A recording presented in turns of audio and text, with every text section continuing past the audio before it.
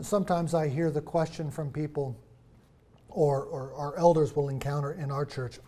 I've been part of a really bad church, an abusive church even, and now you guys are inviting me to join the church, and I just have a really hard time trusting the church leaders. I have a hard time trusting the organized church. What should I do?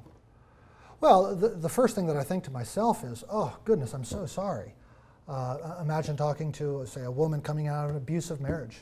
You can understand why she is going to be slow to trust and slow to want to commit herself again to a marriage. And people do go to really bad churches and abusive churches. And so pastorally in those situations, I think we just need to be slow and careful and very understanding about where they come from. At the same time, we know that church membership is part of what's going to help grow them as a Christian.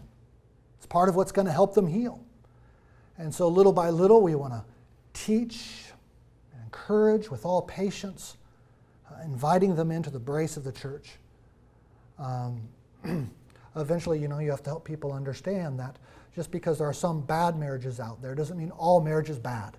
And just because there are some bad churches out there doesn't mean that all churches are bad.